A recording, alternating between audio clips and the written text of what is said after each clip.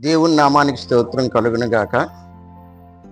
ప్రభునందు ప్రియ దేవుని బిడ్డలారా, యేసుక్రీస్తు వారి పరిశుద్ధ నామంలో మీ అందరికీ శుభాలు తెలియజేస్తున్నాను.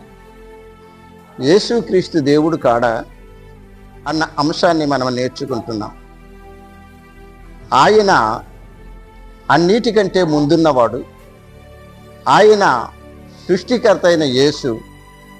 ఇప్పుడు మనం నేర్చుకుంటుంది, ఎవడును ఎప్పుడైనా దేవుని చూడలేదు. దేవుడు ఎలా ఉంటాడో ఏ మానవుడికి తెలియదు. దేవుడు ఎప్పుడు చూడలేదు ఏ మానవుడు. బైబిల్ చెప్తుంది. 1వ అధ్యాయము 18వ వచనంలో, ఎవడును ఎప్పుడైనను దేవుని చూడలేదు, తండ్రి రొమ్మునున్న అద్వితీయ కుమారుడే ఆయనను బయలుపరిచెను. తండ్రి రొమ్మునున్న అద్వితీయ కుమారుడే ఆయనను బయలుపరిచెను.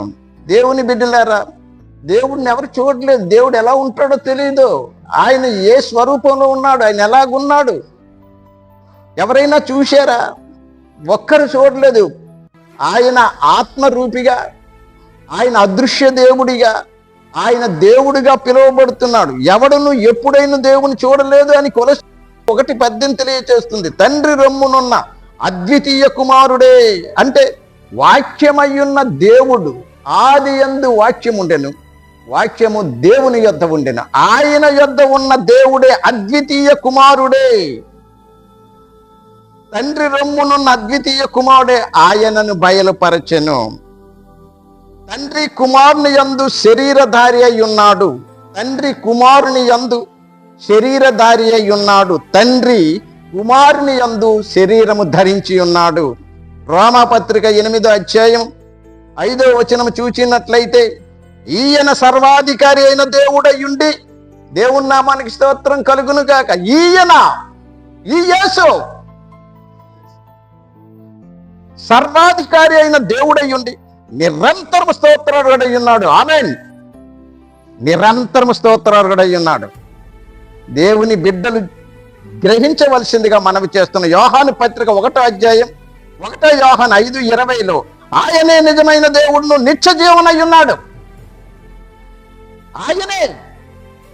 ఆయన పేరే యేసుక్రీస్తు. ఆయన తప్ప వేరొక దేవుడు లేడు. ఆయనే నిజమైన దేవుడును నిత్య జీవనై ఉన్నాడు. దేవుని బిడ్డలారా, దయచేసి గ్రహించండి. మనం నోటికి వచ్చినట్లు మనం అనకూడదు. ఆయన దేవుడండి. నీ కొరకు నా కొరకు ప్రేమ చూపి ఒక శరీరధారిగా అవతరించినంత మాత్రాన ఆయన దేవుడు కాడని కాదు, దేవుడే. తండ్రి కుమారుని యందు శరీరాన్ని ధరించాడన్న విషయాన్ని మనం జ్ఞాపకం చేసి, మన మూలవాక్యం ఏం చెప్తా? ఆది యందు వాక్యం ఉండెను, వాక్యము దేవుని యొద్ద ఉండెను, వాక్యమే దేవుడై ఉండను. దేవుని నామానికి స్తోత్రం కలుగును గాక. విన్న మాటలు దేవుడు మన వినికిడిలో బహుగా దీవించును గాక. రేపు మిగతా భాగాన్ని విందాం.